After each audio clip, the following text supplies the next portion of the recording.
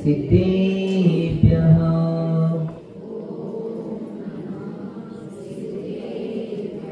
ॐ नमः सिद्धेभ्यः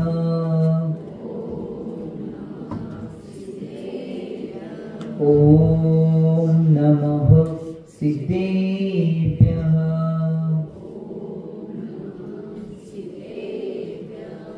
नमः श्रीवर्धमानाय निर्धूतकलिलाग्मने सालोकानां त्रिलोकानां यद्विद्यादर्पणायते यद्विद्यादर्पणायते यद्विद्यादर्पणायते। जुबल 24 भगवान की देवादेव मूलनायक 1008 बाल ब्रह्मचारी पार्श्वनाथ भगवान की देवादेव मूलनायक 1008 कुंतुनाथ भगवान की देवादेव मूलनायक 1008 बाल ब्रह्मचारी मल्लीनाथ भगवान की सिद्धांत शास्त्र की आचार्य भगवान श्री समदभद्र स्वामी की 20वीं सदी के प्रथमाचार्य चतुर्थी समाधि सम्राट गुरुनाम गुरु आचार्य शांति सागर जी महाराज की संत शिरोमणि आचार्य गुरु श्री विद्यासागर जी महाराज की प्रातस्मरणीय शांत मूर्ति बासरत्नाकर आचार्य गुरुदेव सम्मत सागर जी महाराज की मम दीक्षावर युवाश्रम रत्न आचार्य गुरु श्री चंद्रप्रसाद जी महाराज की परम पूज्य आचार्य गुरु श्री समय सागर जी महाराज की अहिंसामय विश्व धर्म की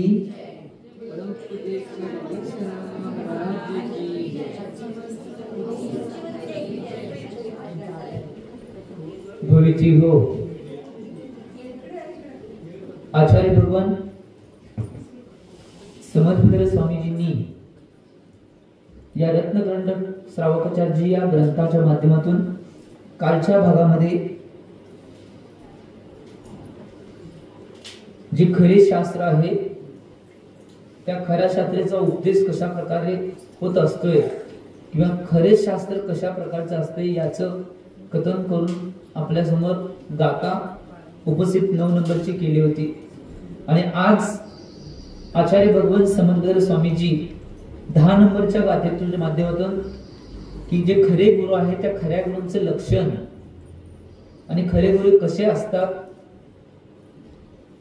याचं कथन या पुढच्या गाथेतून करणार आहेत। पहिल्या गाथाखंड सुरूया आणि आचार्य महाराजांनी काय सांगितले ते पाहूया।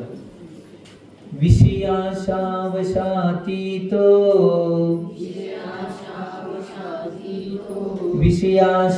विषयाशावशातीतो निरारंभो परिग्रह निरारंभो परिग्रह ध्यान ध्यान तपो रक्तस् ज्ञान ध्यान तपो रक्तस् तपस्वी स प्रशस्यते तपस्वी स प्रशस्यते विषयाशावशातीतो निरारंभो परिग्रह ज्ञान ध्यान तपो रक्तस् तपस्वी स प्रशस्यते विषयाशावशातीतो निरारंभो परिग्रह ज्ञान ध्यान तपो रक्तस् तपस्वी स प्रशस्यते। आचार्य भगवान समदभद्र स्वामीजी खऱ्या गुरूंचे लक्षण आणि खरे गुरूंची व्याख्या सांगत असताना गाथा दिलेली आहे। विषयाशावशातीतो निरारंभो परिग्रह ज्ञान ध्यान तपो रक्तस् तपस्वी स प्रशस्यते। तर इथं म्हणतात या गाथेमध्ये सांगत आहेत की खरे गुरु कसा असतात त्यांचं लक्षण काय आहे यामध्ये सांगताना सांगतात विषयाशावशातीतो म्हणजे जे विषयाशावशातीत म्हणजे जे विषयापासून आता विषय आहे हा शब्द निघालाय विषयापासून रहित असायला पाहिजे। तर विषय कुठले आहेत इंद्रियाचे जे विषय असणार आहेत त्याला विषय म्हणलेला आहे आणि मनाचा इंद्रियाचे टोटल विषय 27 आहेत आणि मनाचा एक असे 28 विषय आहेत। या 28 विषयापासून ते रहित असायला पाहिजे। याचा अर्थ काय आहे त्यात कोणतेही त्यांची इन्व्हॉल्युशन नसायला पाहिजे. खऱ्या गुरूंचं लक्षण सांगताना सांगायचं म्हणजे आता परशाचे आहेत, त्या परशामध्ये त्याचे 8 विषय आहेत, म्हणजे हलका, भारी, स्निग्ध, वृक्ष आदी अशा प्रकारचे जे पूर्ण 5 इंद्रियांचे जे 27 विषय आहेत, त्या 27 विषय आणि त्याच्या पुढे जाऊन जे मनाचा एक विषय आहे, या सगळ्यापासून ते रहित असायला पाहिजे. म्हणजे याच्यामध्ये पूर्ण 100% इन्व्हॉल्युशन त्याच्यापासून बाजूला राहण्याचा प्रयत्न आणि पुरुषार्थ त्यांचा असायला पाहिजे. हे गुरूंचं लक्षण सांगताना सांगायला. त्याच्या पुढे जाऊन सांगतात निरआरंभ आणि निरपरिग्रह. निरआरंभ आणि अपरिग्रह. म्हणजे निरआरंभ म्हणजे काय? आरंभ म्हणजे ज्या पंचसुना म्हणतात त्याला आरंभ म्हणलेला आहे. पंचसुना कुठल्या? दळणे, कुटणे, झाडणे, लोटणे आणि जाळणे, या पंचसुना आहेत. या पंचसुना न ते रहित असायला पाहिजेत. या कोणत्याही पंचसुनांचं जीवनामध्ये ते स्वतः करायला नको पाहिजे. गुरूंचं लक्षण असताना सांगायला. अपरिग्रह म्हणजे अंतरंग आणि बहिरंगानं परिग्रह आहेत ते 2, त्या दोन्हीने ते रहित असायला पाहिजेत. अंतरंग परिग्रह कुठला आहे? ते किती पदार्थ आहे माहितीये? बहिरंग परिग्रह आहे 10 प्रकारचे, अंतरंग परिग्रह आहे ते 14 प्रकारचे आहे. त्यामध्ये मिथ्यात्व, क्रोध, मान, माया, लोभ, हास्य, रती, अरती, शोक, भय, जुगुप्सा, स्त्रीवेद, पुरुषवेद, नपुंसकवेद हे 14 प्रकार आहेत. ते अंतरंग परिग्रह आहे. आणि बहिरंग परिग्रहामध्ये जे धन, धान्य, सोनं, चांदी आदी जे सगळं तुम्हाला दिसतंय हे सगळं 10 प्रकारच्या बहिरंग परिग्रहामध्ये, दास, दासी, कुप्य, भांड आदी सगळं हे 10 प्रकारच्या बहिरंग परिग्रहामध्ये येते. यामध्ये कुठलेही इन्व्हॉल्युशन त्या गुरूंची नसायला पाहिजे असं आचार्य भगवान सांगायला, म्हणून त्याला अपरिग्रह म्हटलेलं आहे. आणि पुढे म्हणतात पुढच्या ओळीमध्ये ज्ञान, ध्यान, तपो, रक्त. ज्ञान, ध्यान आणि तप, ह्या तपामध्ये ते काय असायला पाहिजे? लवलीन असायला पाहिजे किंवा त्यात धारण करायला पाहिजे. दोन्ही गोष्टी सांगितल्या. एक तर त्यात लवलीन असायला पाहिजे, ज्ञान, ध्यान, तपामध्ये लवलीन असायला पाहिजे किंवा त्याला धारण करायला पाहिजे. ते तपस्वी, तपस्वी म्हणजे गुरु. प्रशस्त म्हणजे प्रशंसनीय किंवा वंदनीय, पूजनीय आहेत असा आचार्य भगवान समद्गुरू स्वामीजी म्हणले. मी म्हटलं नाही, सांगितलं मी पोचवाले फक्त. एक गोष्ट लक्षात घ्या, जे विषयापासून रहित असायला पाहिजे, विषयांची जी इच्छा आहे त्या इच्छापासून आणि विषयांच्या पासून रहित असायला पाहिजे. त्याचबरोबर आरंभ, आरंभ कोणत्याही ते करता कामा नये, त्या आरंभापासून सुद्धा ते दूर असायला पाहिजे. त्याच्या पुढे जाऊन अपरिग्रह म्हणजे बहिरंग आणि अंतरंग जे परिग्रह आहे त्या परिग्रहात सुद्धा ते रहित असायला पाहिजे. ज्ञान, ध्यान, तपामध्ये लवलीन असायला पाहिजे. असेच तपस्वी प्रशंसनीय, वंदनीय, पूजनीय आहेत असं आचार्य भगवान समद्गुरू स्वामीजी स्वतः सांगत आहेत. एक गोष्ट लक्षात घ्या, या तुम्ही म्हणशीला महाराजजी मग हे सगळं सांगितलंय, मग काय काय महाराज म्हणणार आम्हानी की तुम्ही परीक्षेची, गुरूंची परीक्षा कोण करणार? बरेच महाराज असं म्हणतात की तुम्हाला कोण अधिकार दिला गुरूंची परीक्षा करायला? काय काय महाराजांना सुद्धा दुसरे महाराज म्हणतात तुम्ही गुरूंची परीक्षा करायला तुम्हाला अधिकार कोण दिला? एक गोष्ट लक्षात घ्या, मी मागे सुद्धा सांगून आलोय, बऱ्याच वेळा आपली जी चर्चा झाली आहे, आचार्य भगवान अमित गती स्वामीजी अमित गती श्रावकाचार मध्ये त्यांनी 44 नंबरचा श्लोक दिलाय. त्या श्लोकामध्ये ते स्वतः म्हणतात, भीतेर यथा वचनतः सुवर्णम प्रताड छेदनात घर्षे तथा तप संयमशील शौचे परीक्षणीय गुरु गुरु रुद्ध बोधे. यामध्ये काय म्हणायचं त्यांना? आपण फसू नये, आम्ही आमच्या जीवनामध्ये फसू नये म्हणून काय शाने लोक काय करतात? शाने कुमार जे ज्यांना विवेक आहे असे लोक काय करतात? बडवणे, तोडणे, तापवणे आणि घासणे या 4 प्रकाराने सोन्याची परीक्षा करतात आणि त्या सोन्याला स्वीकारतात. तसंच जे विवेकी खरे श्रावक आहेत ते तप, संयमशील आणि शौच अशी वगैरे गुण पाहून गुरूंची परीक्षा करून त्यांना स्वीकार. मी सांगितलं नाही हा, आचार्य भगवान अमित गती स्वामीजींनी अमित गती श्रावकाचार मध्ये 44 नंबरचा श्लोक सांगितले. काढून बघण्यास का बघा. पूज्य गण्यारिका श्रुतमती माताजींनी त्याचा मराठी ग्रंथ तयार केलाय. अमित गती श्रावकाचार एवढा मोठा मध्ये वाटलेला बघा सगळ्यांना. त्या ग्रंथामध्ये 44 नंबरच्या श्लोकात आचार्य भगवंतांनी सांगितलंय, जसं आम्ही सोन्याची परीक्षा करून सोन्याला स्वीकारतोय, तसं जीवनामध्ये आमच्या जीवनाचं उद्धार करते जे गुरु असणार आहेत, आमचे नैया पार करणारे जे गुरु आहेत, त्या गुरूंची सुद्धा जीवनामध्ये संयमशील तप याच्या माध्यमातून परीक्षा करून त्यांना आपल्या जीवनात स्थान देणं आवश्यक आहे, असं आचार्य भगवान अमित गती स्वामीजी म्हणतात. त्यामुळं एक गोष्ट लक्षात घ्या, आचार्य भगवंतांनी जे सांगितलंय त्याचं जीवनामध्ये आम्ही पालन करणं आवश्यक आहे. एक परत महाव्रतांना जे पालन, महाव्रतांचं 28 मूलगुणांचं ते पालन करत असतात कोण? खरी गुरु. ते सुद्धा सांगितलंय. तपस्वी गुरूंचे लक्षण सांगताना हे सगळं सांगितलंय. म्हणजेच एक गोष्ट लक्षात घ्या, 28 जे मूलगुण आहेत त्या 28 मूलगुणांना जर बघायचं असेल तर त्यामध्ये 5 महाव्रत येतात. 5 महाव्रत आणल्यानंतर 5 समिती, 5 इंद्रिय निरोध, त्यानंतर 6 आवश्यक आणि 7 इतर गुण, हे 28 मूलगुण आहे.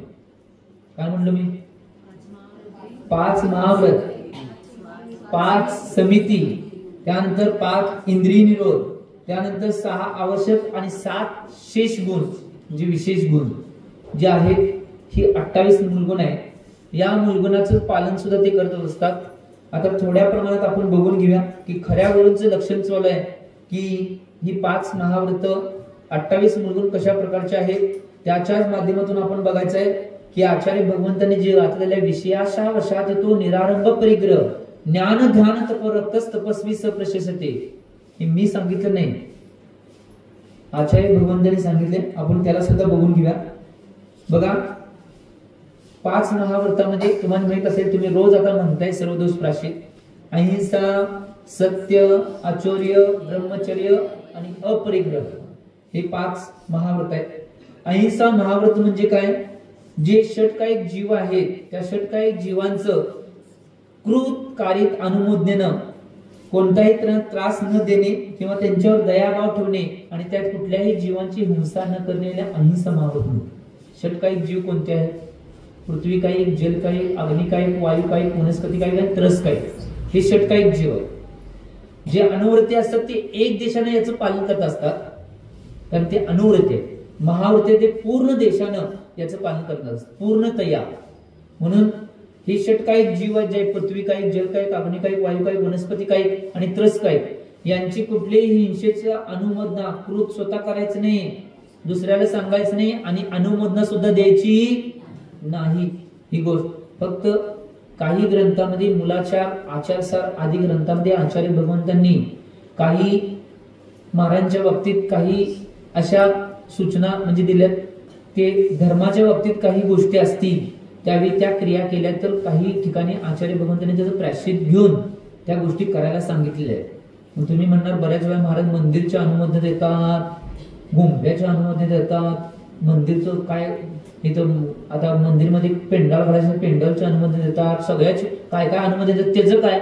मी हेच म्हणून सांगितलं, आचारसार, मुलाचार आदी ग्रंथामध्ये या धार्मिक कार्यासाठी काही गोष्टी प्रायश्चित घेऊन त्यांना त्या करण्यास सांगितलेलं आहे, परंतु बाकीच्या गोष्टीत या कोणत्याही गोष्टी त्यांनी करू शकत नाहीत म्हणून सांगितले. याला अहिंसा महाव्रत म्हणतात. दुसरं एक गोष्ट लक्षात घ्या, सगळ्या महाव्रतामध्ये 2 व्रत आहेत ती महान आहेत, एक अहिंसा महाव्रत आणि ब्रह्मचर्य.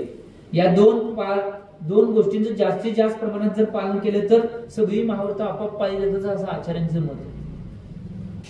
व्रतमच ब्रह्मचर्यमच व्रतमच अहिंसामच 2 ग्रंथामध्ये अशा 2 गाथा आलेल्या आहेत वेगवेगळ्या.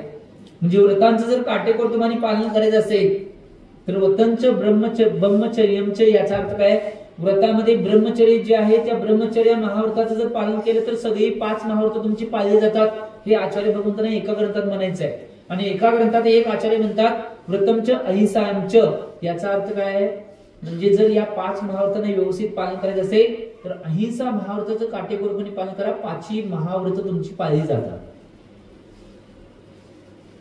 आचार्य भगवंत एका ठिकाणी आचार्य भगवंतांनी एक गाथा दिली आहे, इंदियमच रसना इंदिय वतमच बंबचयमच आणि गुत्तीसु मन गुत्ती. जर आमच्या पूर्ण शरीराला आम्ही मन वचन कायानं कंट्रोल करायचं असेल तर ह्या 3 गोष्टींचं पालन जीवनात होणं आवश्यक. त्यामध्ये व्रतम म्हणजे अनुव्रत असतील किंवा महाव्रत असतील, त्या व्रतांच्या मध्ये जर ब्रह्मचर्याचा आम्ही काटेकोर पालन केलं तर 5ही व्रतांना, अनुव्रतांना किंवा 5ही महाव्रतांना आम्ही काटेकोरपणे पालन करू शकतो. पुढे म्हणले इंद्रियांना कंट्रोल करायचं आहे. तर इंद्रियांना कंट्रोल करायचं असेल तर रसना इंद्रिय ताब्यात ज्यांच्या आहे, काय म्हणलं मी, ज्यांची रसना इंद्रिय ताब्यात आहे ते सगळ्या इंद्रियांना जिंकण्याची क्षमता ठेवतात. सगळ्या इंद्रियांना ते जिंकू शकतात, परंतु रसना इंद्रिय ताब्यात असणं आवश्यक. कोण म्हणलं म्हणून द्यायच नाही. आपलं शरीर चालवण्यासाठी, गाडी चालवण्यासाठी घ्यायचं, ही गोष्ट लक्षात घ्या. त्यामुळं एक गोष्ट काय, रसना इंद्रिय कवाय कुठल्या पदार्थाविषयी, कुठल्याही पदार्थाविषयी, कुठल्याही खाद्य पदार्थाविषयी कुठलीही भावना मनात न ठेवता फक्त एक आपलं शरीर आणि ही गाडी चालवायची आहे यासाठी त्या सगळ्या गोष्टी स्वीकारायच्या. माझं शरीर व्यवस्थित पद्धतीने कसं चालेल या माध्यमातून आचार्य सन्मत महाराज कायम सांगायचे, जसं गाडीमध्ये वंगण घातलं जाते तसं शरीराला अन्न द्यायचं तर ते शरीर व्यवस्थित चालते. वंगण जर जास्त घातला तरी गोळ आहे आणि कमी घातला त्याला योग्य प्रमाणात जेवढं द्यायचं आहे तेवढंच द्यायचं. जास्त घातला तर सगळा काळा उगवून येते. एक जण म्हणजे काय वंगण घातले का काय केले असं म्हणत. आणि जर कमी घातला कुरकुर वाजायला चालू होते. त्यामुळे त्याला व्यवस्थित योग्य प्रमाणात त्याला फडकं बांधून शेतकरी बरोबर करतात. त्याबरोबर एका सळीला किंवा काठीला एक फडकं बांधून बरोबर त्याला लावतात व्यवस्थित. मग ती काय वाजत नाही आणि काळ पडत नाही, व्यवस्थित चालतंय, सगळं व्यवस्थित होत. तसंच शरीराला आमच्या जो आहार द्यायचा आहे तो आहार द्यायचा आहे त्याचप्रमाणे द्यायचा आहे. जास्त बी होऊ नये, कमी बी होऊ नये, कुरकुरला बी नको आणि उलटी बी यायला. तुम्हीच म्हणा, मी काय म्हणलं उद्यापासून म्हणायचं घ्या मला. तुम्ही म्हणले, मी काय म्हणलो नाही, मी फक्त पोहोचवाले तुम्हाला. ही गोष्ट लक्षात घ्या. आणि एक काय सांगायचं यातून मला 6 या ज्या सेट काही जीवांचे रक्षण आहे याच्यातून विषय चालू आहे. आणि आहारचा विषय चालू होता, ते आहारचा कशातून विषय चालू आहे ती गाथा चालू आहे आपली. इंद्रियसु रसना इंद्रिय, रसना इंद्रिय ताब्यात ठेवला म्हणून एक गोष्ट लक्षात. आमचे गुरु महाराज कायम सांगायचे, ज्या ज्यावेळी स्वाध्याय चालायचा महाराजांना सगळ्यांना एक सूचना देतो म्हणायचे आणि सांगायचे, ज्यावेळी श्रावक कोण नसणार स्वाध्याय फक्त महाराजांना तुम्हाला मी आता द्यावे गुरुजी गेलेत म्हणून, नाहीतर असते तर मी सांगितलं असतो 3 काळात सांगितलं नसतो. कारण की जरी आचार्य शांत असले, काही बोलत नसले तरी नुसतं त्यांच्या डोळ्याकडे बघितलं सगळे शिष्य आपोआप गप बसायचे. परंतु एक गोष्ट लक्षात घ्या, त्यांच्या शिष्यांनाच माहित होत्या की आचार्य काय होते, दुसऱ्या तुम्हाला काही माहित होणार नाही. हे आम्हालाच माहिती आहे आचार्य काय होते. एक गोष्ट लक्षात घ्या, आचार्य महाराज कायम सांगायचे आहारच्या बाबतीत काय सांगायचे की सगळ्या महाराजांना स्ट्रिक्ट सूचनेचं पालन करायसाठी आचार्य महाराज कायम सांगायचे. एक गोष्ट लक्षात घ्या सगळ्या महाराजांनी, तुमचा आहार कधी श्रावकांना कळू नये असा आहार कधी तुम्ही करायचा. जर तुमचा आहार श्रावकांना कळला, कधी काय त्याग करताय, कधी काय घेताय हे कळायलाच नको कोणाला. कधी अचानक त्याग करायचं, कधी अचानक घ्यायचं, कधी काय करायचं हे कळायला नको. जर तुमचा आहार श्रावकांना कळला तर 101% म्हणजे श्रावक वश करतात. सन्मत साहेब महाराज कायम सांगायचे आम्हाला, आणि बाल ब्रह्मचर्यानंतर लय जोरात सांगायचे. आणि खरोखर त्या पद्धतीने आम्ही आजपर्यंत पालन केले म्हणून ट्रॅकवर गाडी व्यवस्थित आहे. वश करायचं तर सोडा, आमच्या जवळ येऊ शकत नाही कोण, वश करायचं लय लांब.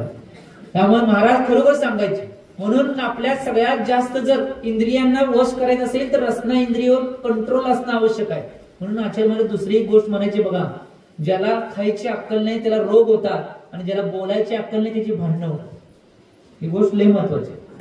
त्यामुळे ते आचार्य महाराज कायम म्हणायचे आम्ही याचं चिंतन करणं आवश्यक आहे. आम्ही कधी तर नाही खायला इकडे तिकडे चुकतोय, डोकं दुखाले, पोटात दुखाले, पाय दुखाले, पाठ दुखाले, हे दुखाले, ते दुखाले, सगळंच दुखते. का कशामुळे झाले याच्याकडे दृष्टीपात करत नाही. मग आजारी पडले डॉक्टरकडे जावा, डॉक्टरचे सगळं घ्या, डॉक्टर काय गुणच देणार, काय सवयीला चुकलं कोण सांगा. आपणच चुकलोय पहिला. मग परत त्या डॉक्टरला किंवा त्या कोण देणार आहेत त्यांना किंवा कोण वाढणार आहेत त्यांना काय म्हणून उपयोग आहे. आमचे आचार्य महाराज एक उदाहरण सांगायचे. एका गावामध्ये एक मुलगा होता आणि काय झालं माहिती काय, कट्ट्यावर बसले होते. आता मुलं लई बसत कट्ट्यावर, कट्टा का फेमस आहे सगळीकडं. तर कट्ट्यावर मुलं बसली आणि त्यांची चर्चा चालू झाली आणि चर्चेमध्ये नाही मुलांची पैज लागली लाडू खायची जास्त. एवढे अमुक लाडू खायचे म्हणून पैज लागले आणि एक मुलग्याने ती पैज स्वीकारली. 2000 रुपये पैज होते. एवढे लाडू खायचे होते. आता किती ठेवलेले मला काय माहित नाही, 100 ठेवले असेल समजा. 100 एवढं काय लाडू खातात, किती जरी ठेवलं असेल त्यांच्या पैजातलं काय तर ठेवलं असेल. आणि त्या मुलग्यानं ती पैज स्वीकारला आणि त्याच्या पुढ्यात बुट्टीभर लाडू आणून ठेवले की त्यांनी जेवढे नियम ठेवले होते पैज लावले तेवढे लाडू ठेवले. तेव्हा मुलगाने सगळे ते बुट्टीत जेवढे पैज लावले तेवढे सगळे लाडू खाल्ला होता. आणि खाल्ला आणि पोटात दुखायला लागलं, वळवायला लागला, पडला. इकडं मला डॉक्टरकडे न्या अमुक म्हणायला लागला. पोरांनी उचलून नेलं डॉक्टरकडं. डॉक्टरकडे गेल्यावर डॉक्टरने तिथं झोपवलं होतं. ते डॉक्टरचे तिथं हे असते की तुम्हाला माहिती सगळं. तर तिथं झोपवलं. डॉक्टर म्हणले तुम्हाला 1 मिनिटात मी बरं करतो. अहो करतो काय म्हणाले, करा की. तो पेशंट म्हणाले फक्त एक अट आहे काय, एक टोपण बरं एवढं नाही औषध घ्या तुम्हाला मी व्यवस्थित बरं करतो. तो मुलगा काय म्हणते मध्ये, टोपण बर औषध घ्यायला जागा असत तर अनेक लाडू खाल्ले असतो. खायची अक्कल नाही आणि रोग झाल्यावर मग काय डॉक्टर काय करणार आहे तिथं. आम्ही याचं चिंतन करणं आवश्यक आहे. आम्ही जीवनामध्ये याचं चिंतन करणं आवश्यक आहे. एक गोष्ट लक्षात घ्या, तो मुलगा औषध जर टोपण, अशी बऱ्याच गावात बरीच माणसं आहेत सोडा. एक गावामध्ये एक कवटेसार मध्ये मी चातुर्मास होतो. तिथे एक व्यक्ती होते. एका पंक्तीला बसल्यावर एक बादलीभर खीर खात होते. आव्हा नाही खरंच, मला बी आव्हा वाटलं तेव्हा, कारण आव्हा घरात आहे. मला बी त्यावेळी तसंच वाटलं असं काही शक्य आहे काय. तर त्यांच्या घरातल्यांना एक दिवस विचारलो, त्यांच्या घरात जे कोण सदस्य होते नाही असे तुमच्या घरात असे पहिला एक व्यक्ती होऊन गेलाय का विचारलं. होय म्हणले. एक बादलीवर होय म्हणलं. बादली कुठली होती, बारकी का मोठी. मोठी स्टीलची. आव्हान आहे खरंच. तर एवढं असे काय व्यक्ती, परंतु त्यांना सगळं गोष्ट पचत होत्या. परंतु एक गोष्ट लक्षात घ्या, किती शरीराला तुम्ही बलिदान आणि शरीराला अन्न दिला तर शेवटच्या समयाला त्यांचे असे हाल झाले. त्यांच्या घरात मी विचारलं नंतर की त्यांचं शरीर बलदंड होतं का, त्यांचं शरीर बलदंड होतं. मग शेवटच्या वेळी त्यांची कशी अवस्था झाली त्यांना विचारलं. त्यांनी सांगितलं की महाराज शेवटच्या वेळेला अशी त्यांची अवस्था झाली की ते अन्न म्हणून तडपायचे. आणि शेवटच्या समयाला त्यांचं एवढं बोजड शरीर बनलेलं आणि ते बोजड शरीराची व्यवस्था करायची मी सगळ्यांना मुश्किल झालं. तर त्यात त्यांचं विकल्पामध्ये मरण झालं. हे का झालं, जास्त खाल्ल्यामुळे. शरीराला पहिल्यापासून एक गोष्ट लक्षात घ्या, अग्नी आणि पोट एकसारखं आहे. अग्नीत जेवढं तुम्ही इंधन टाकणार आहे तेवढी अग्नी ते भस्म करणार आहे. तसं तुमच्या पोटामध्ये जेवढं टाकणार आहे तेवढं ते भस्म करणार आहे. मागल तेवढं नाही भस्म करत जाणार आहे. मग ते वाढतच जाणार. एवढं द्या एवढं द्या एवढं द्या. त्याला रोखायचा एकच उपाय आहे, संयम. त्या रसना इंद्रियोवर संयम धारण करायचं. म्हणून मी सांगतो इंद्रियसु रसना इंद्रियो. आणि शेवटचं सांगितलं गुप्तीसु मन गुप्ती. गुप्तीमध्ये जर गुप्तीनं तिन्ही जिंकायचं असेल, वचनाला, कायेला आणि मनाला जिंकायचं असेल, तुमच्या मन गुप्तीला नाही तुमच्या ताब्यात ठेवा. मन गुप्ते असे जिंका की पूर्णपणे जिंकून ठेवा. वचन तुमच्या ताब्यात येते, तुमचं शरीर तुमच्या ताब्यात येते. मनावर एवढा कंट्रोल पाहिजे, काहीच झालं तर मी माझ्या मनावरती कंट्रोल करणार आहे, वश करणार आहे, अशी जर भावना असेल तर त्यावेळी पूर्ण शरीरावर कंट्रोल आम्ही मिळवू शकते असं आचार्य भगवान ग्रंथामध्ये म्हणतात. म्हणून आपलं एकच चर्चा चालू होती, तिथनं गाडी आपली बाजूला गेली. महाभारताची चर्चा झाली आणि तिथनं आपण बघत होतो की कसं कसं पुन्हा पुन्हा जिंकायचं. एक गोष्ट लक्षात घ्या, आता जिंकायची चर्चा आल्या म्हणून सांगतो. आम्ही इंद्रियाने जिंकायचा कधी प्रयत्न करत नाही. जैन कुणाला म्हणले, जैती ती जैन. कुणाला जिंकतात ते इंद्रियांना जिंकतात. म्हणून त्यांना काय म्हणलेलं आहे, जिन. आणि त्यांचे उपासक आहेत त्यांना कोण म्हणतात, जैन. हुशार. जरा अर्धवट सांगताय मग पूर्ण करायचं, रिकाम जागा भरा म्हणून आधी विचारून भेटलं. जे इंद्रियांना जिंकतात ते जिन आहेत आणि त्या जिनांचे जे उपासक आहेत ते जैन आहेत. मग आम्ही सुद्धा त्यांचे उपासक असल्यामुळे त्यांच्या मार्गावर जाण्याचा प्रयत्न आणि पुरुषार्थ करणं आवश्यक आहे. जेवढ्या जेवढ्या प्रमाणात आम्हाला इंद्रियां जिंकता येईल तेवढं जिंकण्याचा पुरुषार्थ करणं आवश्यक आहे. ही गोष्ट लक्षात घ्या. ही जर कला आम्ही शिकली आम्ही, तर आमच्या जीवनात आम्हाला कोणीही कुठल्याही गोष्टीत आणि कुठल्याही ठिकाणी अडवू शकत नाही. ही गोष्ट लक्षात घ्या. त्यामुळं ही कला जिंकण्याचा प्रयत्न करायचा. आणि एक गोष्ट लक्षात घ्या, जिंकण्याचा विषय किंवा या सगळ्याचा विषय आला म्हणून एक सांगतो. ग्रंथामध्ये एक असं चिंतन आहे, ग्रंथाला सार काढून बघितलं तर, की एक इंद्रियाच्या वध झाल्यामुळे बऱ्याच प्राण्यांनी आपले प्राण गमावले. हे सगळं बऱ्याच वेळा तुम्ही ऐकताय माझ्याकडून, मी सांगितले बऱ्याच वेळा. एक इंद्रियामध्ये ते एक इंद्रियांच्या अधीन होतात म्हणून ते प्राण गमावतात किंवा जीवनभर दुसऱ्यांच्या वश होतात. असं शास्त्रामध्ये आचार्य भगवंतांनी उदाहरण दिले आहे. स्पर्शेंद्रियाचे वश होणारा प्राणी कोणता असेल तर हत्ती. तुम्हाला माहित नसेल, जंगलामध्ये हत्तीला पकडायची जी पद्धत आहे ती कशी आहे माहितीये? एक 10 फुटाचा मोठा खोल 10 फुटाचा असा लांबडा आणि असा 10 फुटाचा खड्डा काढला जातो आणि त्या खड्ड्यावर काय करतात, कुजलेली वाशी वगैरे टाकतात आणि त्याच्यावर पाला पाचोळा टाकला जातोय आणि त्या खड्ड्याच्या पलीकडच्या साईडला एका हत्तीने जो सुंदर असं 3D चित्र लावलं जातं. तो हत्ती तिकडनं लांब न बघितल्यानंतर त्या हत्तीनेला बघितल्यानंतर तो पळत पळत जातोय, त्या खड्ड्यात जाऊन पडतो. एक तर प्राण गमवतोय, नाहीतर आयुष्यभर त्या दुसऱ्यांच्या अधीन होऊन राहतो. तो एका इंद्रियाच्या फक्त स्पर्शेंद्रियाच्या अधीन झाला म्हणून त्याने प्राण गमवला किंवा आयुष्यभर दुसऱ्यांच्या अधीन तो राहिला. हे शास्त्रात उदाहरण सांगितलं. दुसरं उदाहरण आहे, स्पर्शेंद्रिय झाल्यानंतर रसनेंद्रिय. रसनेच्या अधीन होऊन एक प्राणी आपलं प्राण गमवते. तो कोणता असेल तर मासा. पाण्यामध्ये ज्या वेळी गळ टाकतात त्या गळाला एवढं कणकाचा गोळा लावलेला असतोय. त्या कणकाच्या गोळ्यावर त्या रसना एवढी आसक्त होत्या, ती खायसाठी तो जातोय आणि आपला एकतर वश होत नाही, प्राणच गमवते. आपला रसनेंद्रियाच्या एका इंद्रियाच्या अधीन होऊन त्या मासा प्राण्याने आपला जीव गमावला. तिसरी इंद्रिय आहे स्पर्शेंद्रिय, रसनेंद्रिय, घ्राणेंद्रिय. घ्राण कोण आहे? घ्राण इंद्रियामध्ये आपला प्राण गमवते भुंगा. ज्याच्याकडे एवढी शक्ती आहे की साक्षात तो लाकडाला सुद्धा भेदू शकतोय, लाकडाला सुद्धा पोखरू शकतोय, लाकडाला सुद्धा पार जाऊ शकतोय. एवढी शक्ती त्याच्यामध्ये विद्यमान असताना सुद्धा तो एका घ्राणेंद्रियाच्या अधीन होऊन संध्याकाळच्या वेळी दिवस बुडायच्या आधी कमळामध्ये जातोय आणि त्या घ्राणेंद्रियामध्ये एवढा आसक्त होतोय आणि ज्यावेळी दिवस बुडल्यावर ते कमळ बंद होतंय.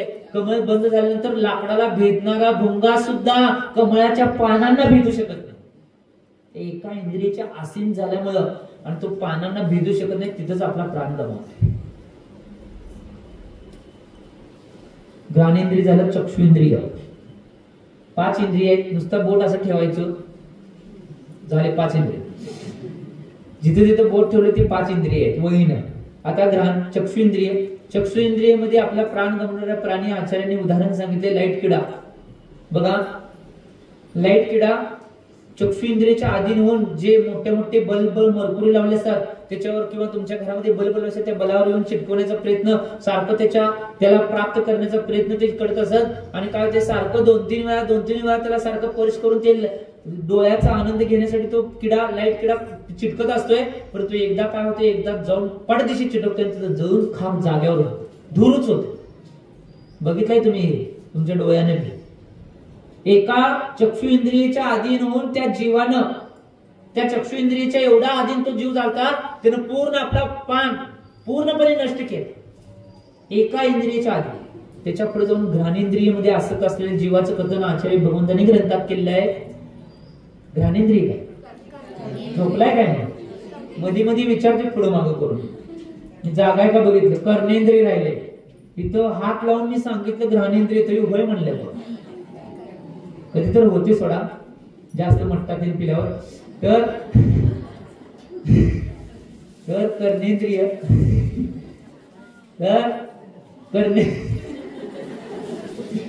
कर्णेंद्रियच्या अधीन होऊन कोणता जीव प्राण गमवतोय? ग्रंथामध्ये आचार्य भगवंतांनी उदाहरण दिलंय. हरणाला पकडण्याची पद्धत तुम्ही बघितलंय कधी? हरणाला पकडण्याची पद्धत, एका तर कुठल्या तर झाडाखाली एक सापळा रचला असतोय आणि तो सापळा खुंटीला बांधून ठेवलेला असतोय. अशी खुंटी लोखंडाची मारली असते, त्याला एक बारकी साखळी लावून तो सापळा असतोय. त्या सापळ्यामध्ये उघडणारा झाकणारा नुसता पाय ठेवला की आपोआप झाकते, बंद होते. त्याला पुढे खाचे असतात आणि ते जो सापळा जिथं खुंटी लावून बांधलेला असतोय तो बांधलेल्या सापळ्याच्या पलीकडेच त्या झाडाच्या पाठीमागे एक सुमधुर संगीत लावलेला टेप ठेवला जातो. आणि ते सुमधुर संगीत सगळीकडे जरा आवाज मोठा करतात आणि ते संगीत ऐकतच हरण त्या दिशेनं त्या दिशेनं त्या दिशेनं येत जातंय.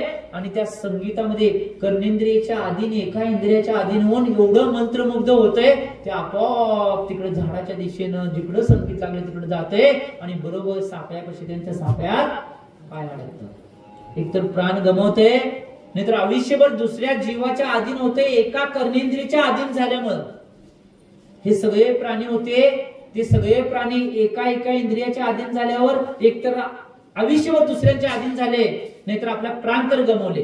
परंतु एक प्राणी पृथ्वी तलावर असा आहे की सगळ्या इंद्रियांच्या अधीन होतोय. तो प्राणी कोण असेल? मान्य करताय बघा. तो प्राणी कोण आहे? तो मनुष्य प्राणी असा आहे जीव या पृथ्वी तलावर तो सगळ्या इंद्रियांच्या अधीन होतोय. ही प्राणी तर आम्ही ज्यांची कथा ऐकली ते एका एका इंद्रियावर अधीन झाल्यामुळे ते जीवनभर दुसऱ्यांच्या अधीन झाले किंवा आपला प्राण तर गमावले. परंतु मनुष्य नावाचा प्राणी असा आहे की तो सगळ्या इंद्रियांच्या अधीन कायम असतोय. म्हणून विषय आलता म्हणून सांगितलं. इंद्रियांना जिंकायचं असेल तर पहिला रसना इंद्रिय जिंका म्हणून हा विषय मी सांगितलं मध्ये शास्त्रामध्ये आहे म्हणून. दुसरं जे महाव्रत आहे ते सत्य महाव्रत आहे. सत्य महाव्रत म्हणजे क्रोध, मान, माया, लोभ, भय, हास्य याच्या अशा कुठल्याही कारणास्तव असत्य वचनांचा मन वचन कायाने सर्वदा त्याग करायचा, याला सत्य महाव्रत म्हणतात.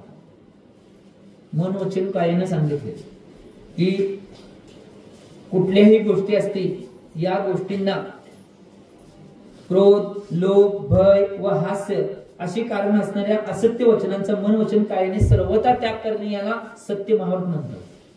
आम्ही कायमस्वरूपी हित, मित आणि प्रिय बोलायला पाहिजे. काय म्हणलं मी?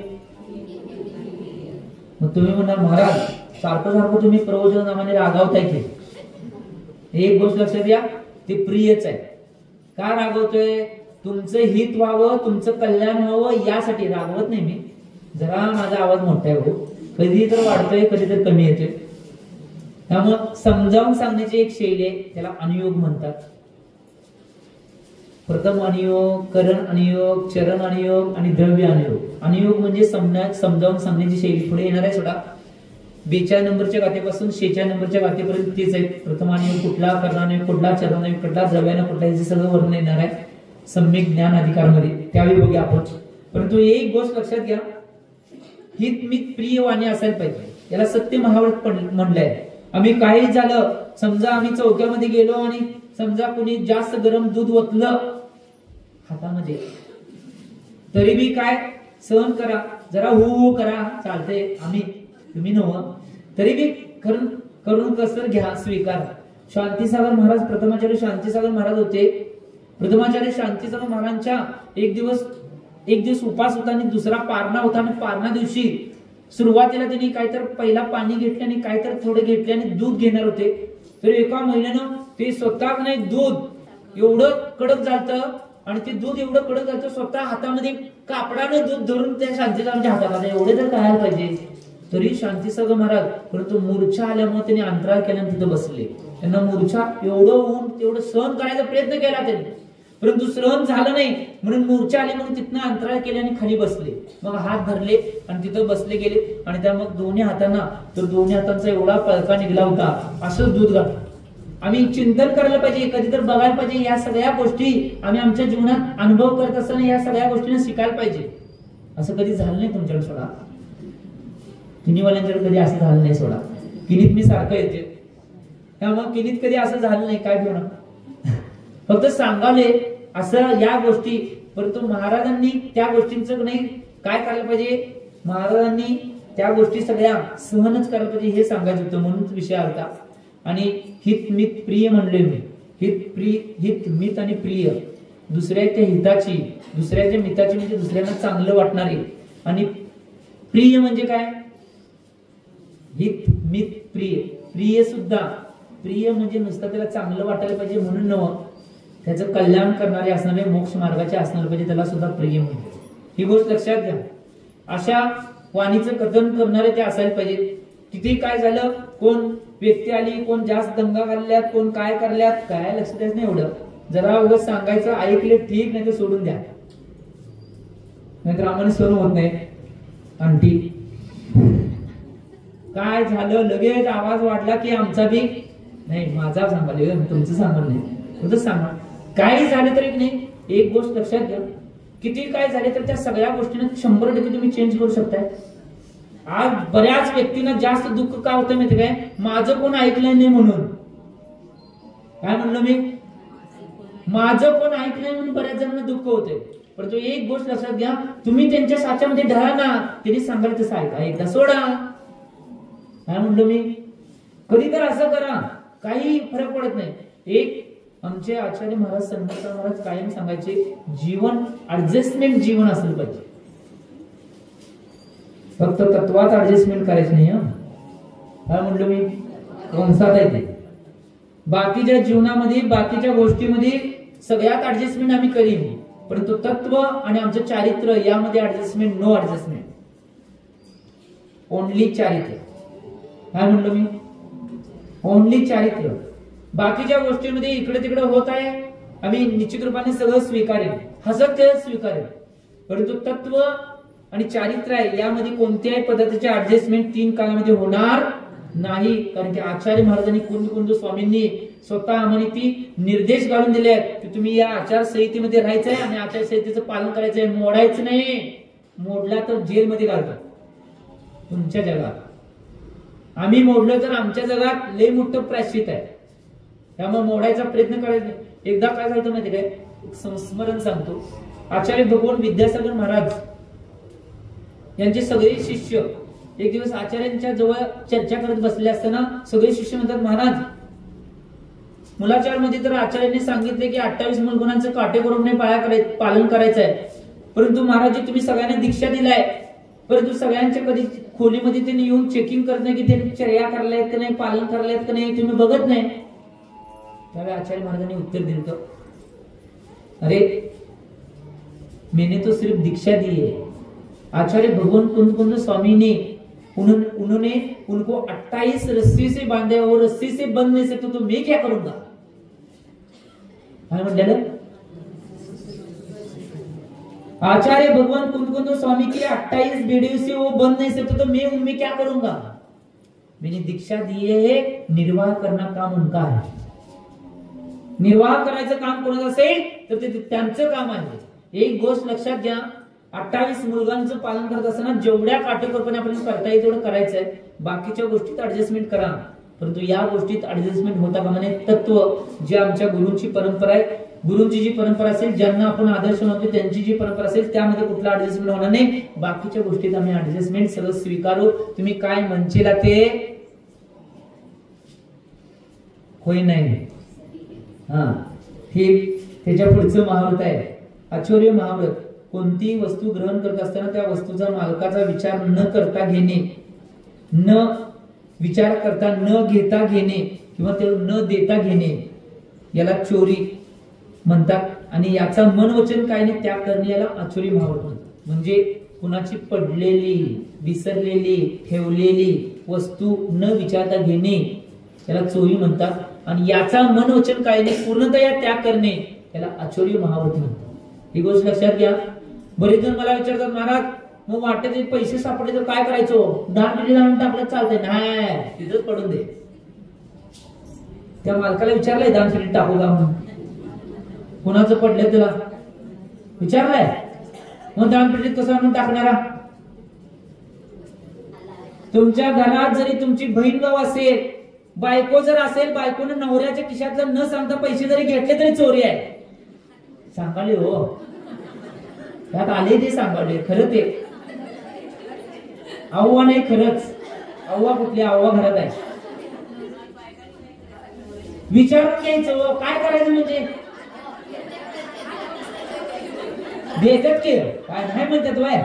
अवघडच आहे. विचारलं नाही आधी, काय परमिशन मागितलं नाही आणि परमिशन मागितलं नाही मग काय नाही, पहिलाच तुम्ही नाही म्हणून सांगायला हवे.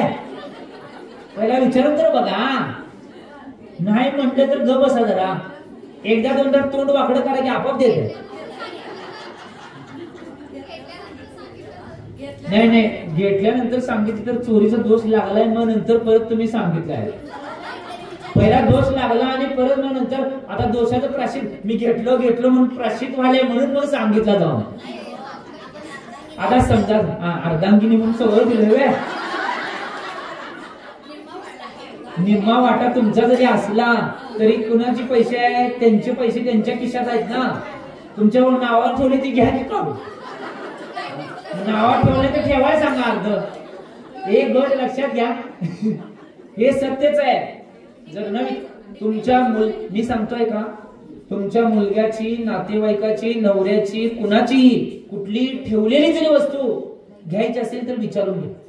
अव्वा महाराज किती वेळा विचारायचं हो, हे विचारूनच घ्यायला पाहिजे. ही गोष्ट महत्वाची आहे. चोरी म्हणजे काय, ठेवलेली, पडलेली, विसरलेली या तिन्ही वस्तू न विचारता घेणे.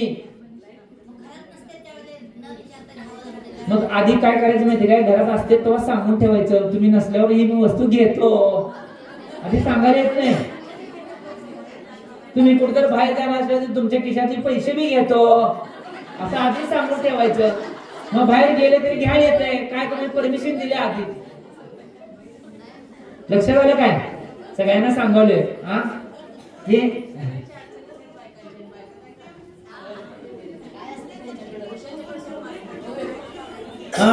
इकडे आता काय म्हणाले बघा, उद्या दर्शनला सगळे नवरे येते तेव्हा त्यांना सांगा तुम्ही परमिशन द्या म्हणून. सगळ्यांचे हुशार, किनीवाल्यांचे हुशार डोकं चालतात. ठीक आहे. अहो का ऐका, एक गोष्ट लक्षात घ्या, नाही म्हणत आहे तो, तुम्ही कधी प्रेमाने विचारलं नाही, आजपर्यंत विचारलंय म्हणून घोळ चाललाय. विचारा बघा, कधी नाही म्हणत नाही, देतात गप. नाही देत, वकील साहेबांना विचारतो. एक गोष्ट लक्षात घ्या, अशी कोणती गोष्ट होत नाही, देऊ शकतात, परंतु तुम्ही आवश्यक कामासाठीच मागणी करा ना. बऱ्याच जणांचं काय होतंय माहिती काय, आता समजा लागणार एका कामासाठी असले तर वापरते दुसऱ्या कामासाठी, त्यावेळी काय करणार आम्ही. ही गोष्ट महत्वाची आहे. हे सगळं मला माहितीये, मी बी काही आकाशातनं पडलो नाही, तुमच्यातनंच आलो इकडे, सगळं माहिती. त्यामुळे एक गोष्ट लक्षात घ्या, त्यावेळी न करण्यासाठी काय असेल की तुमच्या जवळच वापरा, न करण्यासाठी त्यांचं काही वापरू नका, ते कारणासाठी वापरा, मग देतात नाही. बघा तुम्ही काय करणार मध्ये 4 आणि इकडे वापरणार आणि 12 आणि तुम्हाला वापरणार, कशाला देतात ते, ही गोष्ट लक्षात घ्या. त्यामुळं एक मी तर सांगितले, चोरी म्हणजे काय, तुम्ही काय करायचं, या माडोत निम माडरे. आमचं चालू विषय सत्य महाव्रताचा, आचर्य महाव्रताचा, हे सांगितले, त्यातनं विषय आलता म्हणून तुम्हाला सांगितले. ह्या गोष्टी अशा करायच्या, भविष्यात महाव्रत पालन करायचं असेल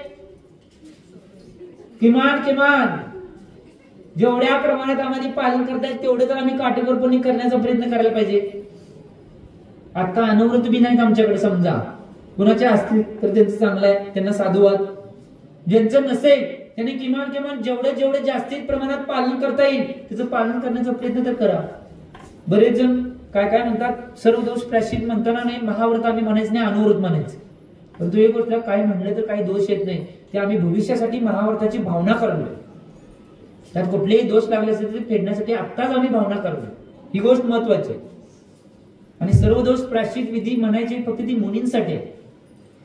परंतु तुम्ही का म्हणालाय ती, तुम्ही त्याची भावना करले की या कारणास्तव या ठिकाणी भविष्यामध्ये सुद्धा कधी सुद्धा माझे दोष लागतील तर त्या दोषाचे मी प्रायश्चित करतोय, ही भावना करले, ही गोष्ट महत्वाची. आणि सगळ्या बाबतीत भावना करले. मग तुम्ही प्रतिक्रमण आहे, बाकीच्या गोष्ट आहे, तुम्ही जर अनुव्रत नसलं तरी प्रतिक्रमण करताय, मग काय करलाय, भविष्यात याचं पालन व्हावं यासाठी भावना आतापासून करून ठेवायला, ही गोष्ट महत्वाची. त्याच्या पुढचं महाव्रत आहे ब्रह्मचर्य महाव्रत. तर ब्रह्मचर्य महाव्रतामध्ये मन वचन कायने कृतकार्यता अनुमोदने, स्त्री संबंधी मोह त्याग करणे किंवा आत्म्यामध्येच लवली होणे, याला ब्रह्मचर्य म्हणतात. ब्रह्मचर्य, ब्रह्मम इति चरती, ब्रह्मचर्य म्हणजे ब्रह्म म्हणजे आत्मा, चरती म्हणजे चर्या करणे, म्हणजे आत्म्यामध्ये लवलीन होणे किंवा रम्मान होणे, याला सुद्धा ब्रह्मचर्य म्हणले. आणि मनवचन कायने स्त्री संबंधीच्या बागायत सगळ्या गोष्टींना मनवचन कायने कृतकाळिक अनुमतीने त्याग करणे, याला सुद्धा ब्रह्मचर्य महाव्रत म्हणलेलं आहे. ही गोष्ट लक्षात घ्या. एक जेवढ्यांना माझा आवाज यायलाय, इथं बसलेली सुद्धा तुम्ही जाऊन जाहिरात करायची. नवीन लग्न झालं तर तुम्ही तुमच्या घरामध्ये सुद्धा नवरा बायको असून सुद्धा ब्रह्मचर्याचं पालन करू शकताय. हो महाराज, असं कसं करणार? आचार्य भगवान याच ग्रंथात ज्यावेळी चारित्र्य अधिकार येणार आहे त्यावेळी एक व्रत सांगणार आहे. त्या व्रताचं नाव आहे स्वदार संतोष व्रत. त्यावेळी कथन करणार स्वदार संतोष व्रत म्हणजे काय? प्रत्येक पुढं श्रीराम कथेमध्ये सुद्धा येणार आहे बघा. प्रत्येक पती पत्नीने लग्न झाल्या दिवशी पहिला नियम काय घ्यायचा असेल तर हे घ्या, मंदिरचा नंतर घ्या.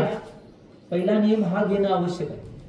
श्रीरामाने, मी सांगितलं होतं, श्रीरामाने पहिल्या प्रास्तावना करताना मी सांगितलं होतं रामकथेची, की श्रीरामांनी ज्यावेळी स्वयंवर पार पडलं सीतेचं आणि राम आणि सीता मैया ज्यावेळी दोन्ही अयोध्येत आले आणि पहिल्या दिवशी श्रीरामांनी सीतेला काय जर भेट दिली असतील, मोबाईल दिला नव्हता, दिल का? एअर जेट विमान दिलं नव्हतं, टीव्ही दिला नव्हता, सोफा सेट दिला नव्हता, डायमंडचा सेट दिला नव्हता, चपला हार दिला नव्हता,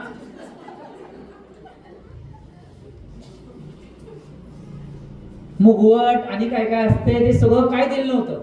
काय दिलं माहिती त्या दिवशी?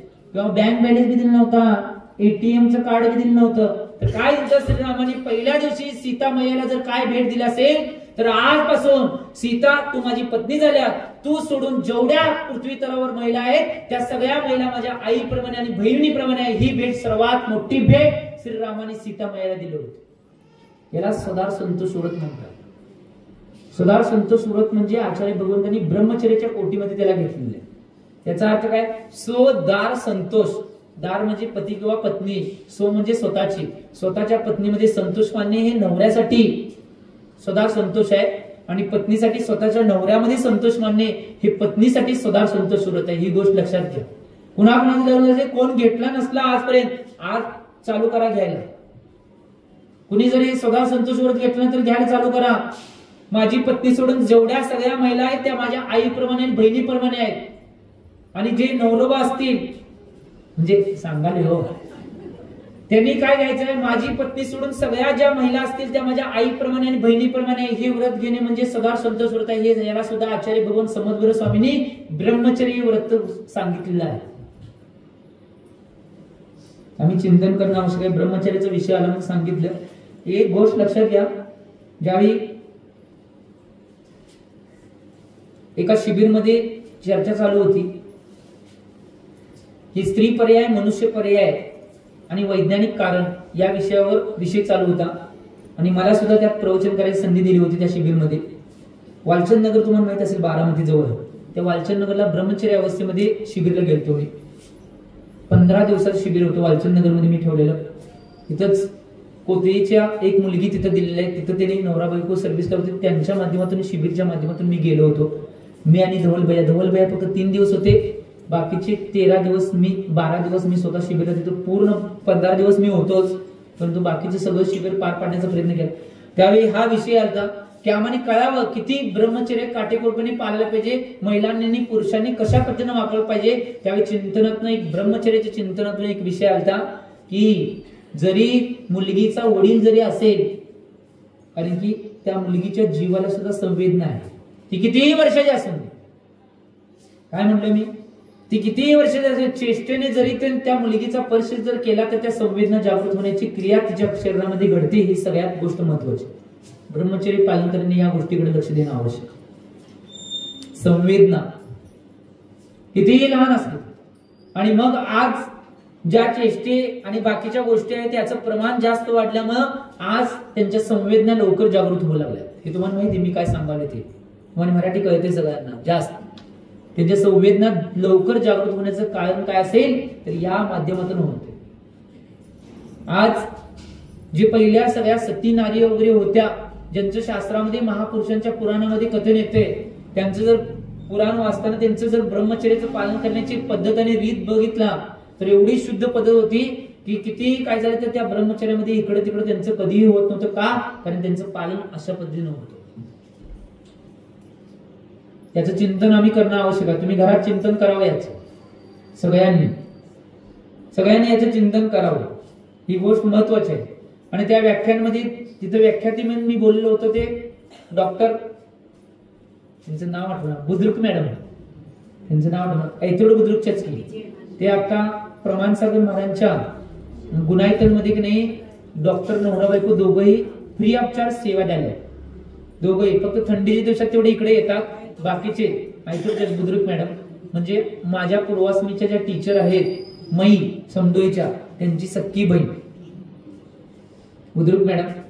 या बुद्रुक मॅडमनी सुद्धा याच्यावर बरंच चिंतन मांडलं होतं की ब्रह्मचर्याचं पालन आज आवश्यक गोष्ट बनलेली आहे. आज एक बाकीच्या गोष्टीचं अट्रॅक्शन, बाकीच्या गोष्टीच्या संवेदना जागृत मुलींच्या मध्ये लवकर होण्याचं मूळ कारण ब्रह्मचर्याचं पालन व्यवस्थित रीतीनं घरामध्ये होत नाही म्हणून हा सुद्धा मुद्दा मांडला होता मॅडमांनी. ही गोष्ट महत्वाची आहे.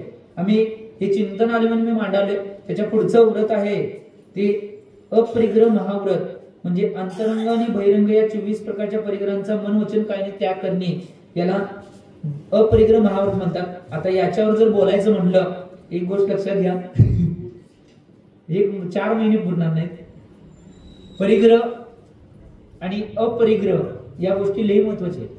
याचं चिंतन जेवढं आम्ही करेन ते एक गोष्ट लक्षात घ्या, जेवढं करता येईल तेवढं करणं आवश्यक आहे.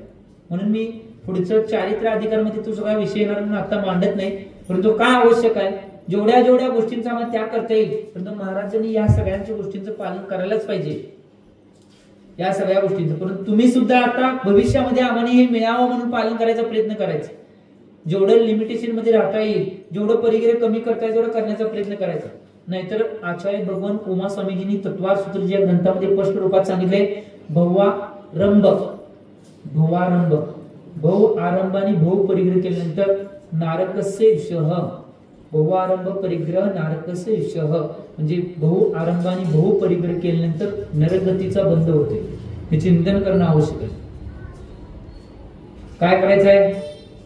चिंतन मनन या गोष्टी महत्वाच्या आहेत. त्यानंतर येणार आहेत 5 समिती, इरिया समिती, भाषा समिती, एषणा समिती, आदान निक्षेप समिती आणि उत्सर्ग समिती. इरिया समिती याचा अर्थ काय? 4 हात भूमी बघून ते सूर्यप्रकाशामध्ये, हे महत्वाचं आहे. सूर्यप्रकाशामध्ये 4 हात भूमी बघूनच चालणं आवश्यक आहे. 4 हात जरी 4 हात बघितले असले मग वर बघितले तर चालतंय, नाहीतर बरेच जण मग लगे आमच्याकडे नाही असे बंदोबस्त ठेवतात. महाराज वर बघून चालले, आधी बघितलं असे 1 सेकंद आम्ही बघून पुढे चालत असतोय, हे सगळं असतंय. आणि मग काय जण ते काय बघितले नसतात, मग सीताच्या जीवावर व्हायचं. 14 वर्षाचा वनवास. एक गोष्ट लक्षात घ्या, ही गोष्ट महत्वाची आहे. त्यामुळे आम्ही चिंतन करणं आवश्यक आहे. इरिया समिती म्हणजे जीवाची हिंसा होऊ नये म्हणून सूर्यप्रकाशामध्ये 4 हात भूमी बघून चालणे याला इरिया समिती म्हणतात.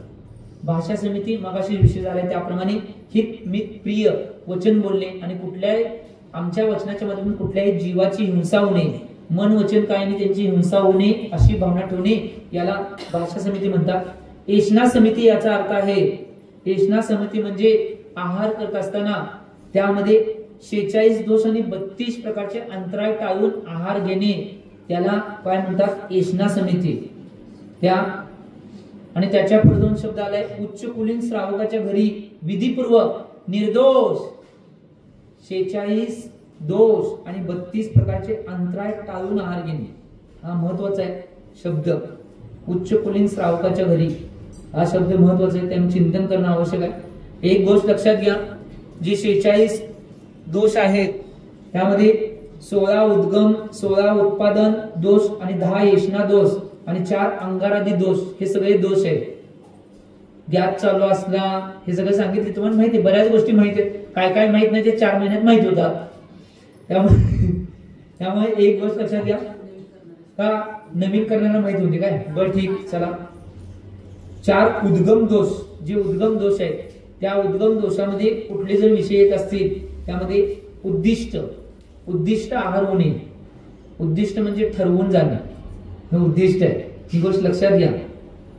म्हणायच नाही महाराजांना महाराज इकडे चला, म्हणला तर तिथं महाराज त्या तुम्ही म्हणलाय तिकडे जाणारच नाही, मग त्याच्या विपरीत जाणार. ही गोष्ट लक्षात ठेवा. त्याला उद्दिष्ट आहार म्हणतात. म्हणजे ठरवून जाणे. इथं मी जाणार आहे तिथे ठरवून जाणे, हे जायच नाही. महाराज त्यांच्या मनाने काय करतील ते करतील. तुम्ही जर सांगितलं तर उद्दिष्ट आहार झाला. ही गोष्ट लक्षात ठेवा. काय कळलं? त्यामुळं साधित, साधित आणि पुती मिश्र. साधित याचा अर्थ आहे जो साधित म्हणजे काय, जो आहार असतोय त्या साधित मध्ये आम्ही ज्यावेळी आधीच उठायच्या, आहारच्या उठायच्या आधीच तो साधित म्हणजे नाही साध्य करून ठेवायचं की मी इथं जाणार आहे किंवा या गोष्टी आवश्यक आहेत, त्याला साधित दोष म्हणतात. उद्गम आदी दोषामध्ये हे साधित. पुती दोष सुद्धा सांगितलेला आहे. पुती दोष आहे. त्या पुती दोषामध्ये जाताना वेगवेगळ्या गोष्टी क्रिया घडणे, याचा वेळ ज्या दिवशी येईल त्या दिवशी सांगतो, हे विशेष रूपाने सांगणं आवश्यक आहे. मिश्र दोष सुद्धा सांगितले.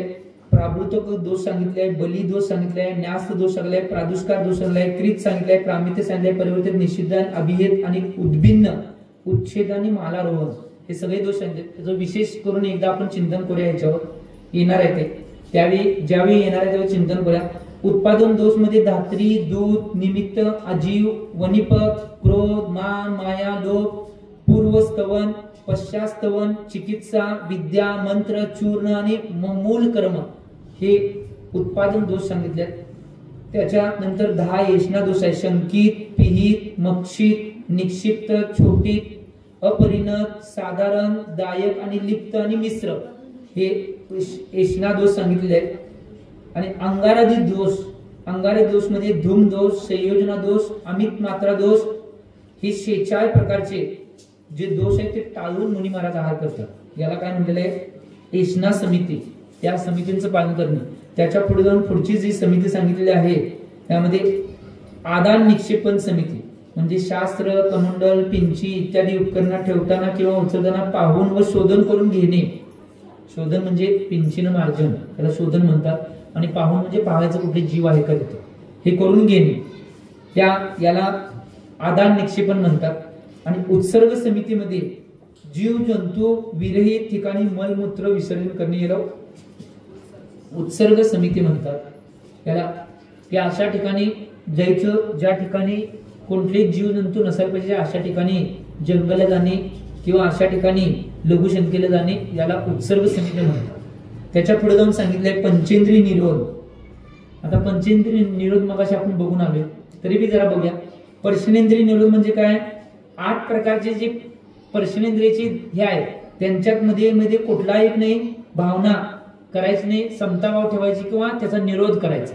त्यामध्ये शीत, उष्ण, कोमल, कठोर, हलका, भारी, स्निग्ध आणि रुक्ष, हे 8 विषय पर्शाचे. किती आहेत? 8 विषय. या 8 विषयामध्ये त्यांचा निरोध तर करायचा किंवा तेव्हा समपरिणाम ठेवायचे. हलका, भारी त्यावेळी भाव असले काही नाही. कोमल, कठोर, आता कुठला तर पदार्थ हातामध्ये समजा कोमल आला त्यावेळी चांगलं वाटतंय आणि कठोर आला तर असं वाटतं का म्हणे, त्यात समता परिणाम ठेवायचे. किंवा त्याच्यापर्यंत हलका, भारी, स्निग्ध, वृक्ष असे बी आले तरी त्यात कुठलीही भावना करायची नाही. फक्त एक गोष्ट लक्षात घ्या, यात एक कंसात अट आहे. जसं तुमच्या टीव्हीवर जाहिरात दाखवतात आणि खाली लिहितात की कशासाठी नियम व अटीसह, तसं यात 8 काय आहे माहिती काय? त्यांचे शारीरिक स्वास्थ्य बघून. ही गोष्ट लक्षात घ्या. नाहीतर तुम्ही म्हणणार महाराज हे सांगितलंय उद्यापासून हे चालू करशील तुम्ही लय हुशार आहे, तुमच्यापेक्षा आम्ही हुशार आहे. ही गोष्ट लक्षात घ्या. त्यामुळं हे 8 पर्शनेंद्रियाचे जे सांगितलेले विषय आहेत त्यांना टाळून किंवा त्यांचा निरोध करून किंवा त्यात समपरिणाम ठेवून, समता ठेवून त्यांना निश्चित रूपानं पालन करायचं, याला पर्शनेंद्रिय निरोध म्हणतात. रसनेंद्रिय निरोध म्हणजे काय? तिखट, गोड, कडू, आंबट, तुरट या रसनेंद्रियांच्या विषयामध्ये राग द्वेष न करणे. आता कधी कडू आले आमचं तोंड वाकडं होते पण समता ठेवून घ्यायचं. काय करायचं? कधी तर औषध येते कडू, कारले येते कडू, काढलेलं काही एवढं वाटत नाही, कारण औषध असल्यावर कधी तोंड वाकडं करून प्यायचं, कारण संपरिणाम ठेवायचं, नाहीतर टाकायचं, बुट्टीला लात मारायचं. कधी कधी आम्ही ब्रह्मचर्य असताना बघितले म्हणून सांगवले, तुमचं काय सांगवलं नाही, आम्ही बघितलंय. एकेकडे असं झाले की आम्ही कुठं कुठं आहारला गेलतो, असं आम्ही चौकाला कधी कधी जसं काय वस्तू आली तर बुट्टीला लात बसल्या, बुट्टी आमच्या पायात. परंतु अशी कोणतीही भावना करणे, या सगळ्यात समता परिणाम. तुमच्या शरीर स्वास्थ्यानुसार तुम्हाला हे कुठले पदार्थ करणे तुम्हाला योग्य आहे तुमच्या शरीराला, त्यामध्ये समता परिणाम ठेवा आणि गप घ्या. एकदा सूचना करा, सूचना झाली मिळाली नाही मिळालं चालू. जसं माझं समडोईत झालं, समडोई चातुर्मास मध्ये 2011 साली, आणि परवा मध्ये की नाही ज्यावेळी 160 पालख्या काढलेल्या की नाही, प्रथमाचार्य शांतीसागरांच्या मुनी शताब्दी महोत्सव निमित्त काढलेलं, त्यावेळी झालं की सगळ्या जीवनात लोण ऐवजी तुरटी घालून केली. परंतु पहिला ज्यावेळी मी ग्रास घेतला तेव्हा मला जाणवलं, कारण की मी बी पहिला, त्यामुळे सगळं कळलं लगेच, काय कुठला पदार्थ तोंडात घातल्या काय सिस्टीम झाली आहे लगेच कळते. कळल्यावर म्हणे पहिला एक सूचना केली, परंतु लक्षात आलं नाही, मग सगळा आहार तसाच ग्रहण केला. जेवढा आहार होता तेवढा सगळा आहार ग्रहण केला. 8 ते 9 दिवस पोट बिघडलं तरी ग्रहण केलं, कारण की एकदा दोनदा सूचना केली होती, परंतु आता सूचना नाही करून तुझं कळलं नाही तर मग ठीक आहे, निरोध करा किंवा त्यात समपरिणाम ठेवा. समपरिणाम ठेवले आणि घेतले. अशा गोष्टी घडतात सोडा कधी कधी, त्यांचा बी दोष नाही. चुकून दोन्ही डबे जवळ असतील, हे डबा घेतला असेल त्यात काही दोष आहे. त्यात आहार झाल्यावर सुद्धा कुणाला काय बोललं नाही. त्यावेळी एक त्यातली महिला मला विचारली, महाराज जी आहार चांगला झालता नव्हता, आता काय विचारले कोणाच मला काय कळलं नाही. मी म्हणलं सांगण्यासारखं सगळं उत्कृष्ट झालं असं म्हणायच नाही, परंतु का त्या दिवशी म्हणतो त्यांना जाणवू नये.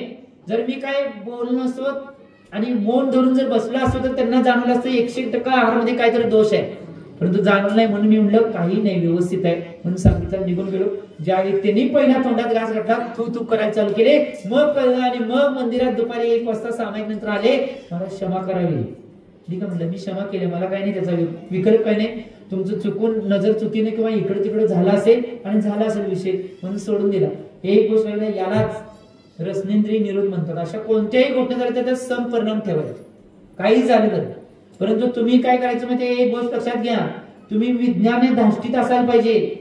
आहार देणारा जो दाता आहे त्याचे 7 गुण सांगितले, त्यात एक विज्ञान नावाचा गुण आहे, हे तुम्ही ओळखायला पाहिजे. थंडीत कुठला आहार द्यायचा, उष्ण गरमी असताना कुठला आहार द्यायचा, नाही तर सगळं घ्या महाराज घ्या म्हणते महाराज. काय नुसता घ्या म्हणायचं, दुसरं काय आम्हाला कळतच नाही. काय बी म्हणते घ्या. थंडीनुसार वेगळा आहार द्यायचा असतोय, उष्णतेनुसार वेगळा आहार द्यायचा असतोय, शरीर स्वास्थ्य असं असलं तर वेगळा आहार घ्यायचा असतोय, शरीर स्वास्थ्य तसं असलं तर वेगळा आहार. हे सगळं लक्ष देऊन महाराज जे आहार घेत असतात त्यामध्ये जर आम्ही विज्ञान गुण ठेवलं नाही तर आम्ही योग्य दाता नाही. मी नव म्हणलं, आचार्यांनी सांगितलं, माझ्याकडे बघू नका, तर आचार्यांनी जे सांगितले ते सांगले. त्यामुळे रसनेंद्रिय निरोध आम्ही तर करत असतो, त्याच्या पुढे जाऊन घाणेंद्रिय निरोध, सुगंध दुर्गंध यामध्ये सुद्धा विकल्प न करता तसंच बसणे, यात जास्त विकल्प करायच नाही. यात कोणताही विकल्प न करता समता परिणाम ठेवणे.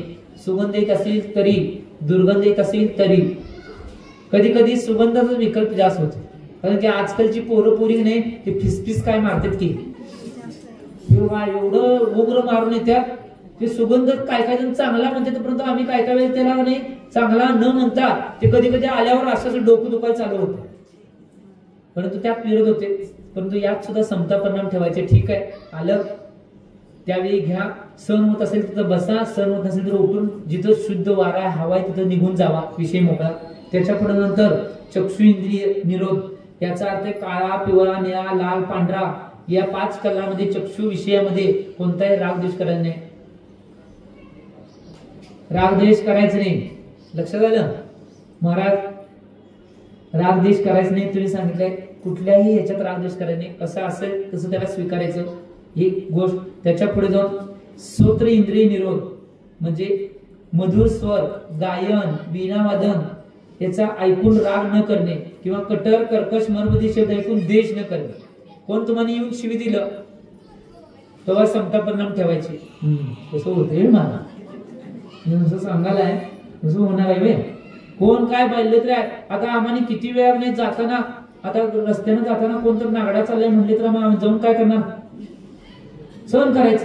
काय करणार आहे बाबा, त्याने खरंच म्हणलंय, खरंच खरोखर काय आहे, मी कपडे घातलेत आम्ही, मग काय राग येण्याची गरज आहे. आणि जरी नसताना जरी म्हणले, एक गोष्ट लक्षात घ्या, तुमचा काय दोष असताना कोण तुम्हाला काय म्हणलं त्यावेळी तुम्ही सहन केला, तुमचा दोष आहे म्हणून सहन केला. परंतु दोष नसताना तुम्हाला कोण काय बोलला आणि तुम्ही सहन केला, तर त्यावेळी कर्माची निर्जर तुम्ही केला. ही गोष्ट लक्षात घ्या. काय म्हटलं मी, आचार्य भगवान विद्यासागर महाराजांनी दोहा शतक मध्ये एक दोहा लिहिलाय, एक सांगतो आणि वाणीला विराम देतो. उद्याच्या भागामध्ये हे बघूया. दोहा शतक मध्ये आचार्य भगवंतांनी एक दोहा लिहिलेला आहे, जिनसे मेरे कर्म फले फुले वे मित्र कैसे, जिनसे मेरे कर्म, जिनसे मेरे कर्म फले फुले वो मित्र कैसे, और जिनसे मेरे कर्म गले गले वो शत्रु कैसे. अतिशय महत्वाचं वाक्य. फले फुले वो मित्र कैसे, और जिनसे मेरे कर्म गले गले वो शत्रु कैसे. अतिशय महत्वाचा दोहा. एक गोष्ट लक्षात घ्या, सगळ्यात जास्त कर्माचा बंध कुणामुळे होते, तुमच्या स्नेही नातेवाईकांच्या मुळे. काय म्हणलो मी, स्नेही नातेवाईकांच्या मुळे जास्त कर्माचा बंद होतो. जर त्यांच्यामुळे आमच्या कर्माचा बंद होत असेल, कधी कधी जास्त भांडण तंटा कुणामुळे होते, तुमच्या जवळच्या माणसांच्या. त्यामुळे जर होत असेल त्यावेळी तुमच्या कर्माचा बंद झाला. ज्यांच्यामुळे आम्हाला कर्म बंद असेल ते आमचे मित्र कसे, आणि शत्रू आहेत.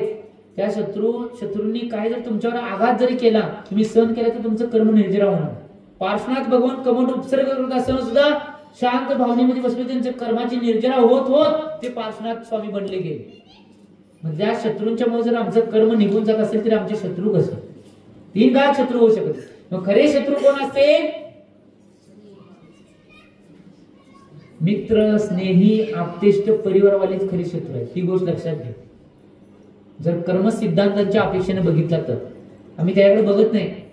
आम्ही बघतोय कोणाकडे, फक्त दुश्मन माझा दुश्मन आहे ही गोष्ट. परंतु एक गोष्ट आहे, दुश्मनामुळे तुमचे कर्म निघून जाणार आहे. तुम्ही जर शांत परिणामामध्ये राहिला तर जेवढं उपसर्ग तो दुश्मन तुमच्यावर करणार आहे, तेवढं तुम्ही शांत बसाल, तेवढं तुमची कर्माची निर्जरा होत जा. किती मोठा उपसर्ग पार्श्वनाथ भगवंतांच्यावर कमठ्ठाने केला होता, तरी सुद्धा त्या सगळ्यामध्ये शांतपणा 10 भावामध्ये शांत राहिले, म्हणून ते पार्श्वनाथ भगवान बनले. आम्ही एका भावात नाही, एका सेकंदाला, एक शब्दाला ग बसत नाही. नुसता कार्य म्हणलं लगेच पदर खावलाच. कोण एक हात वर केला तर आम्ही मारून मोकळं, त्याने हातच वर केलाय नुसता, आम्ही हात नुसता त्यांनी वर केल्यावर आम्ही मारून मोकळं. त्यामुळे एक गोष्ट लक्षात घ्या, जे आप्तेष्ट, स्नेही आणि परिवारवाले आहेत हेच निश्चित रूपाने आमच्या कर्मबंधाला कारण बनणार आहेत, कारण त्यांच्यामुळे आम्हाला विकल्प जास्त होतो. परंतु जे शत्रू असणार आहेत ते शत्रू काही आमच्यावर उपसर्ग केले, काही आम्हाला बोलले, त्यावेळी आमचे शांत परिणाम असेल तर आमचे त्यावेळी कर्माचे निजळल्या, त्यामुळे तो क्षत्रिय आम्हाला उपकारक आहे. म्हणून मराठीमध्ये मन म्हणतात काय, निंदकाचे घर असावे, तुम्हीच म्हणला, मी काय म्हणलो नाही. त्यामुळे एक गोष्ट लक्षात घ्या, तुम्ही तुमच्या जीवनामध्ये स्वीकारावं. मी एवढंच भाव करतो की गुरुचे जे स्वरूप साकारले ते स्वरूप तुम्ही पूर्णपणे स्वीकारावं आणि तुमच्या जीवनामध्ये तुम्ही आत्ता तर योग्य गुरूंची निवड करावी. आणि जर केला असला तर ठीक आहे, आणि जर भविष्यात तुम्ही गुरु बनणार असला तर गुरूंचे जे आचरित चारित्र सांगितले ते आता लक्षात घेऊन भविष्यात पालन करण्याचा प्रयत्न करावा, एवढी भावना करतो. आणि वाणीला विराम देतो. जीवला आचार्य भगवान श्री सन्मत सागरजी महाराज की. प्रभु देव तुम्हारे पवित्र मुख से जग जन मन के मल को